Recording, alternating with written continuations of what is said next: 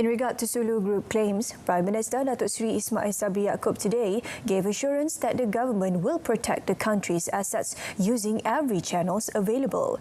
He said the government would not to compromise or even budge an inch in defending the country's rights and sovereignty. The Premier said the Cabinet had on 14 July agreed to set up a special task force to study, monitor and formulate an appropriate action plan based on the provision of the law to address the issue of Sulu Group claims on Malaysia. Tindakan sedang dijalankan, sedang diambil. Seperti yang saya sebut, Menteri Undang-Undang dah sebutkan, kita telah menubuhkan special task force untuk melihat perkara ini secara menyeluruh. Bukan setakat aset Petronas sajalah. Aset-aset lain kita di luar negara. Banyak lagi GLC, agensi-agensi kerajaan pun mempunyai aset di luar negara dan kita akan tengok secara keseluruhan. Itulah. The Prime Minister said this in response to the issue concerning the Sulu Group, who were reported to have threatened Malaysia's interests and assets overseas, especially the assets belonging to government-linked companies. On 12 July, assets of two Petronas subsidiaries in Azerbaijan were reported to have been seized by the Sulu Group, which were claiming $14.92 billion from Malaysia. The move was said to be part of legal efforts launched in 2017 by the heirs to receive compensation over land in Sabah, which they claimed their ancestor had leased to a British trading company in 1878. Datuk Seri Ismail Sabri said he was made to understand that Petronas and Minister in the Prime Minister's Department, Parliament and Law, Datuk Seri Wan Junaidi Tuanku Jaafar, would give an explanation to Parliament soon on the seizure of Petronas assets in Azerbaijan. Meanwhile, Datuk Seri Ismail Sabri said cost-saving measures taken by the government will not jeopardise national security. He said security aspects remain as national priority and projects such as the construction of camps or those related to border controls would not be affected. Banner camp ke, banner post di kawalan sempadan ke, semua tak akan terjejas. Keselamatan mesti priority. So, priority, does that mean that KDN dengan Ninja tak payah adapt to the 5% punya policy? Tak, kita tunggulah. Topa akan explain lah, detail. Saya tak nak explain detail perkara yang Topa akan explain. Ya. Nanti Topa nak cakap apa petang nanti. Cuma asset security tak akan terjejas. Anything about security tak terjejas. Tak ada.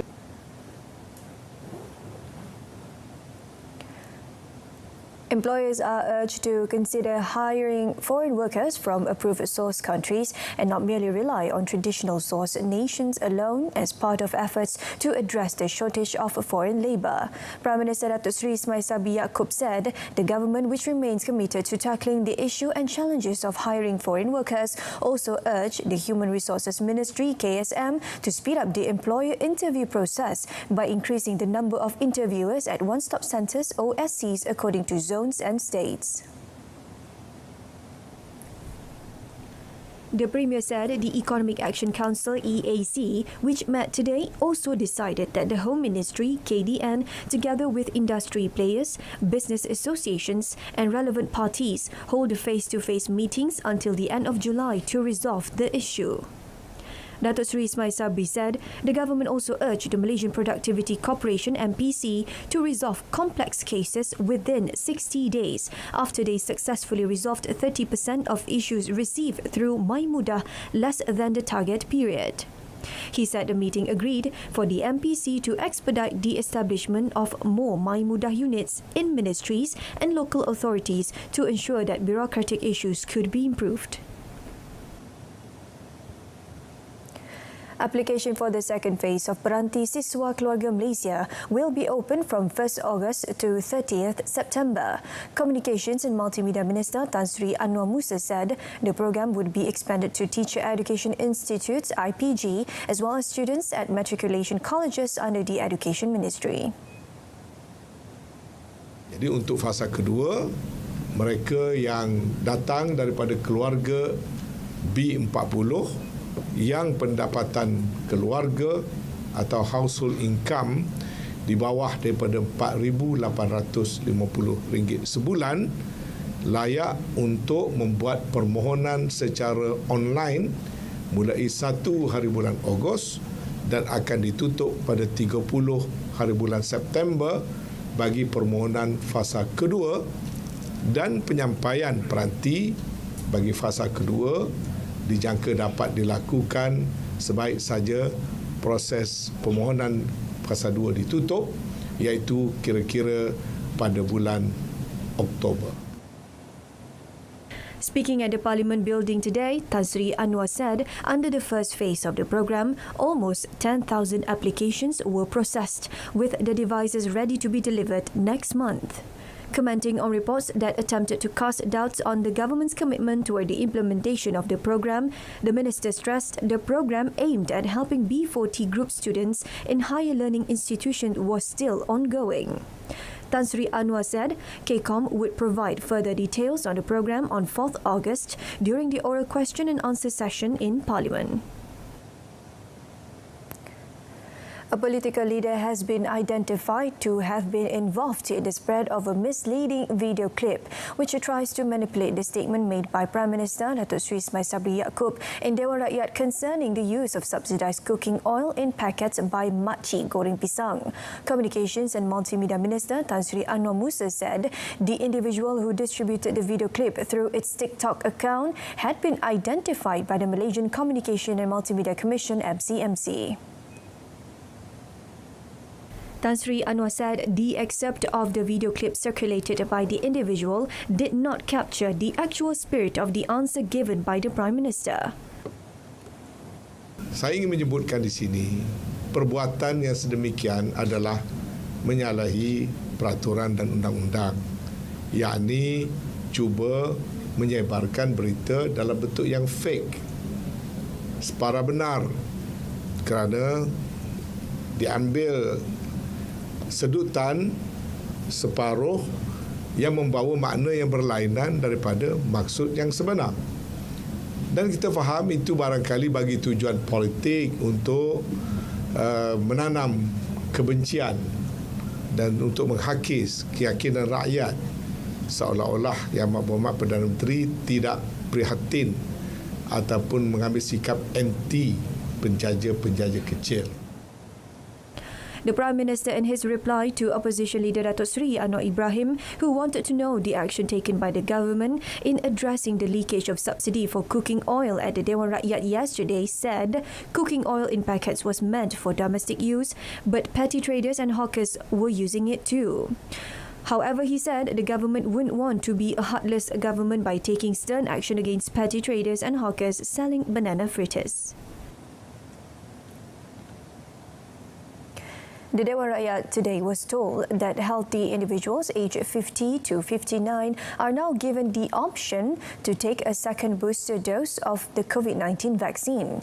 Health Minister Khairy Jamaluddin said the decision was based on recommendations of the Technical Working Group under the Ministry for Protection from the Risk of Severe Illnesses due to COVID-19.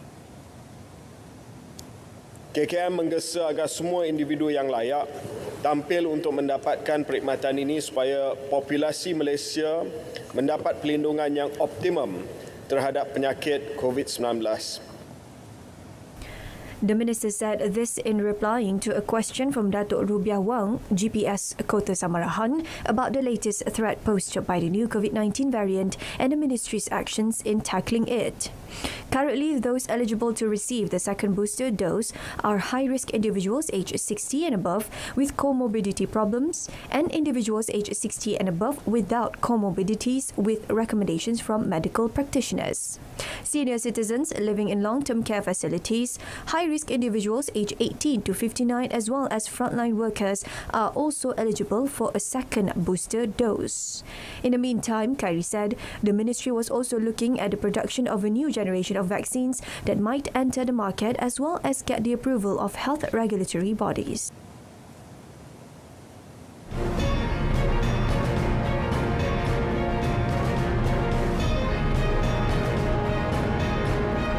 Still to come, Malaysia is not heading towards bankruptcy. Stay tuned.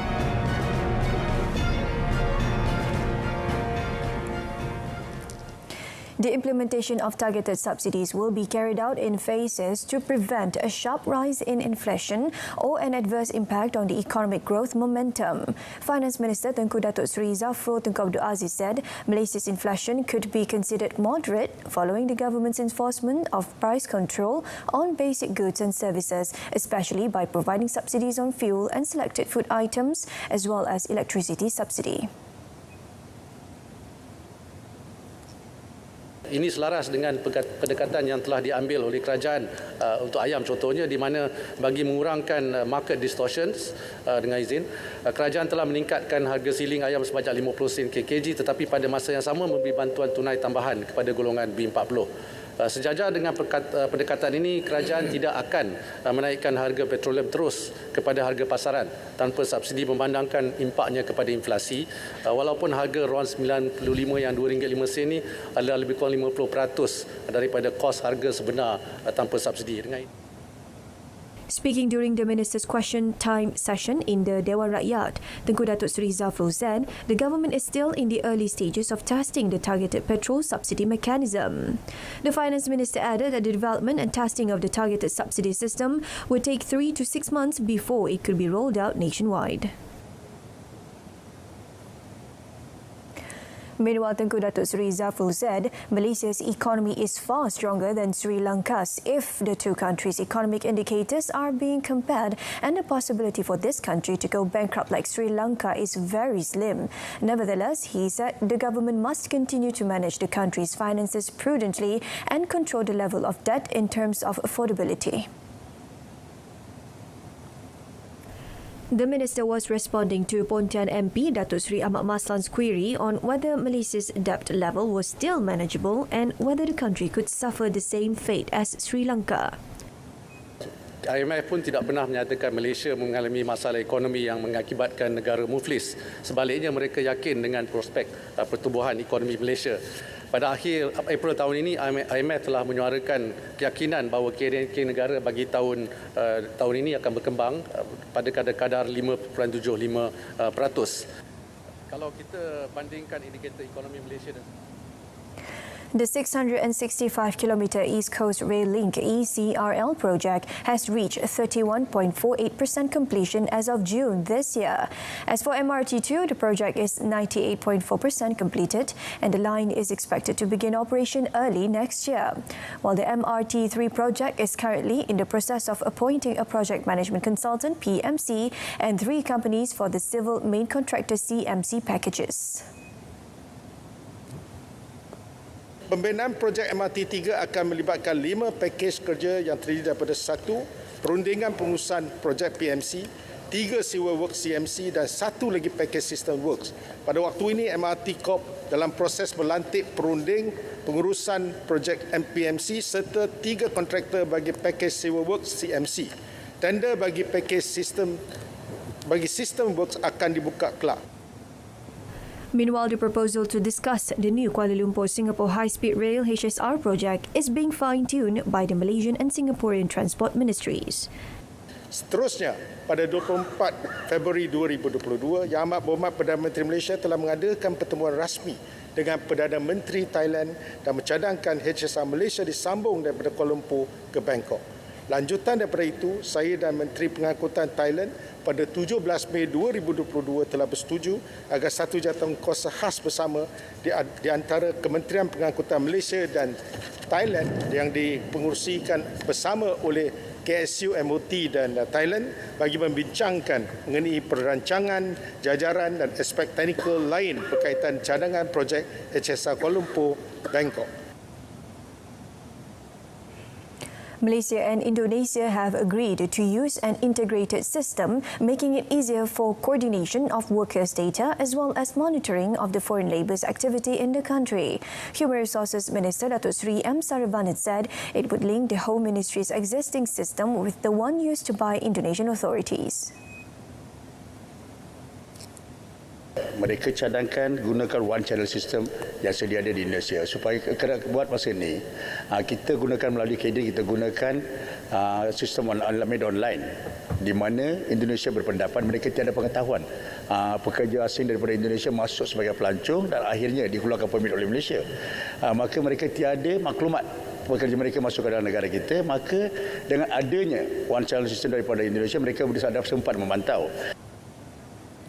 Datuk Seri Saravanan said the Malaysian and Indonesian governments signed an MOU on 1st April, paving the way for Indonesians to come and work here for sector hiring foreigners, including domestic workers. However, the Indonesian government on 12 July announced a temporary suspension and not a freeze for Indonesian workers entering Malaysia. The minister expressed confidence that the issue would be resolved soon. He said the Human Resources Ministry had approved more than 200,000 applications for foreign workers and Malaysian employers had paid the levy to the Immigration Department.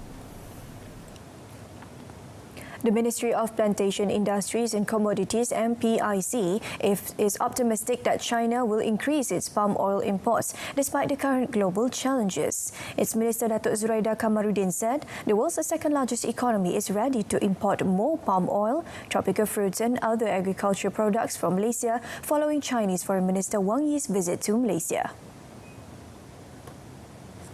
In 2021, China accounted for 11% of total global palm oil imports and 12% of Malaysian palm oil exports. China imported 6.38 million tons of palm oil last year, inclusive of 1.67 million tons from Malaysia. For the 5-month period from January to May 2022, the high vegetable oil prices have deterred buyers and traders in China from actively importing palm oil and other edible oils. This prompts palm oil imports to drop by 58.3% year-on-year, or 1.52 million tons to only 960,000 tons. In the first and second quarter of 2022, Malaysian palm oil exports to China stood at 565,842 tons, which is 175,640 tons, or 31% lower compared to the same period of last year.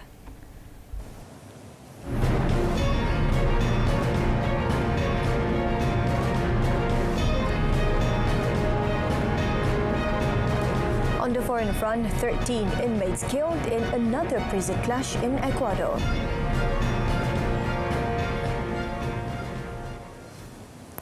Thirteen inmates were killed and 2 others injured on Monday in yet another bloody fight in the notorious Ecuadorian prison. The South American country's prison authority, SNI Central Command, reports 13 inmates dead and 2 injured. The incident took place at the same Bella Vista prison in the town of Santo Domingo de los Colorados, about 80 kilometers from Quito, where 44 inmates were killed in a bloody brawl in May. SNI said prison officials, aided by the military and the police, were able to regain control of the facility. Interior Minister Patricio Carrillo later told a press conference that current information indicated most of the victims were Venezuelan. Local media reported that some prisoners were decapitated or dismembered during the fight. Carrillo said that 13 bodies have been recovered and a total inspection is being carried out inside the prison, adding that it was quite probable more bodies would be found.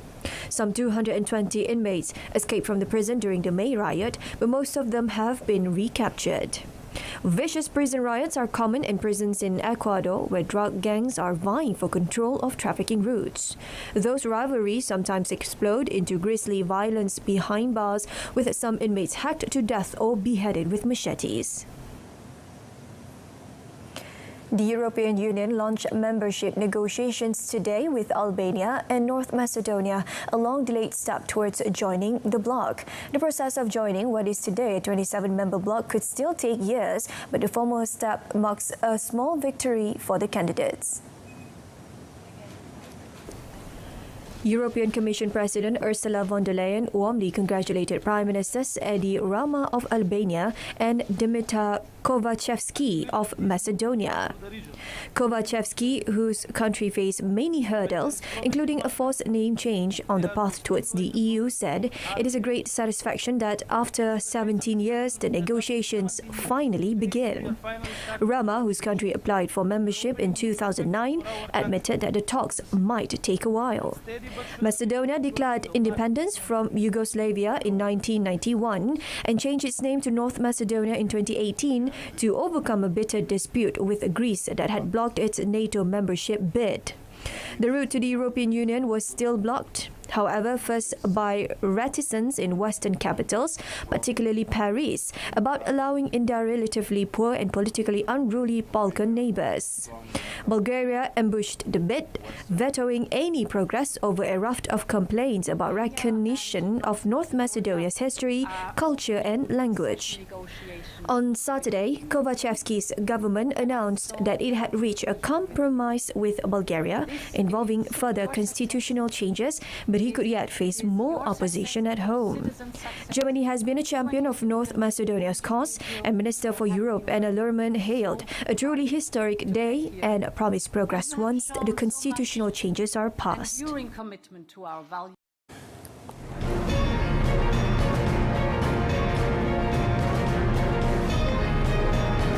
In sports, high hopes for national contingent in Commonwealth Games.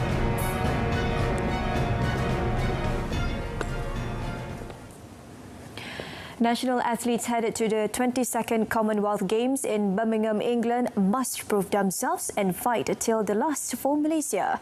Prime Minister Datuk Sri Ismail Yaakob said he had high hopes that Malaysia can achieve its medal target and match the 7 gold won during the 2018 Games in Gold Coast, Australia. Keluarga Malaysia perlu memiliki keazaman untuk meraih kejayaan dalam apa juga yang dilakukan. Begitulah juga dengan bakal-bakal jaguh sukan negara yang saya percaya mampu meraih kejayaan. Tunjukkan kepada dunia semangat perjuangan anak-anak Malaysia, semangat harimau Melaya yang sebenar-benarnya. The Premier also expressed his confidence that the national contingent will fulfill the medal target. Saya yakin hari ini saya berdiri di sini melihat atlet-atlet yang berada di depan saya yakin bendera Malaysia akan berkibar megah di Birmingham dan lagu negaraku akan berkumandang di bumi Birmingham.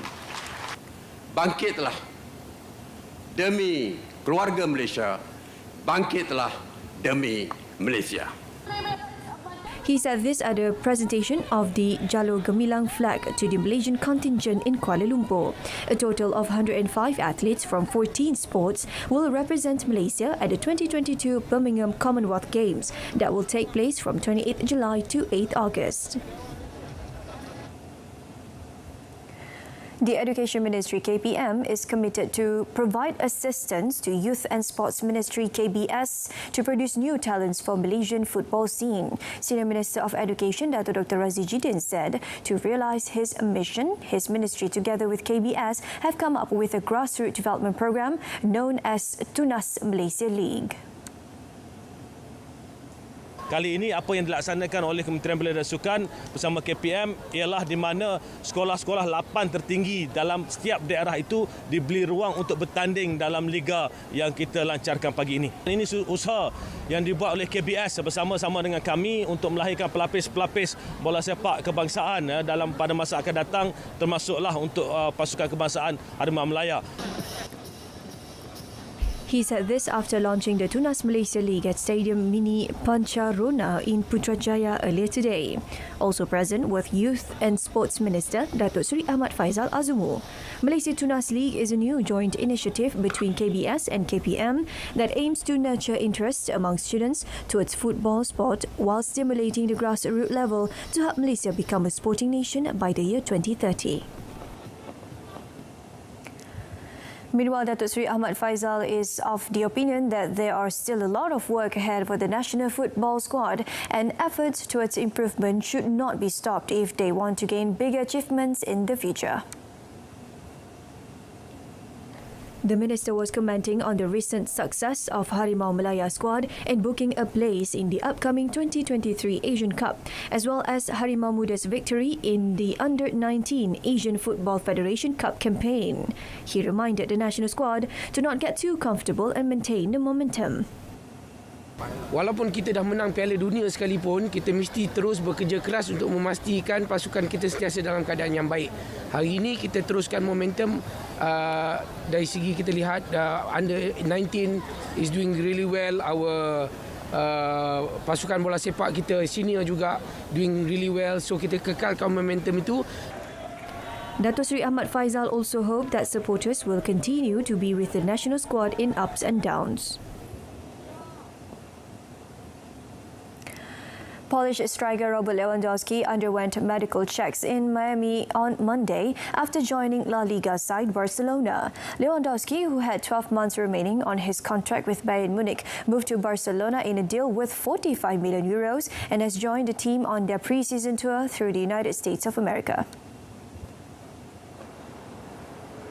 Lewandowski, who won the last two FIFA Best Player of the Year awards, is the German Bundesliga's all-time second highest scorer. He scored 348 goals for the Bayern in 8 seasons, winning the league title every year and the Champions League in 2020. The 33-year-old had been forcing a move from Bayern since May and was relieved after both clubs finally came to an agreement last week. Lewandowski is promising to bring plenty of goals to the Spanish Giants. I always wanted to play in La Liga. I wanted to play in the for the big club, and now it's my next step. And this opportunity what I had, also for my private life, was the new challenge, new life. And I know that the Barca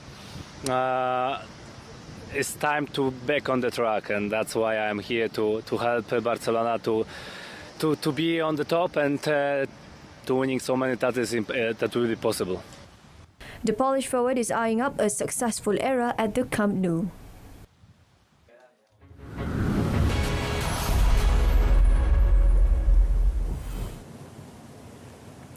And that's all for the time that we have for tonight. Reminder of our top story. Prime Minister reassures that the government will not bow to Sulu Group's claims. For more stories, don't forget to tune in updates at noon tomorrow at 12:30 afternoon, available on TV2, Saluran Berita RTM and RTM Clicks website. I'm Shuhaida Arifin. Good night and salam keluarga Malaysia.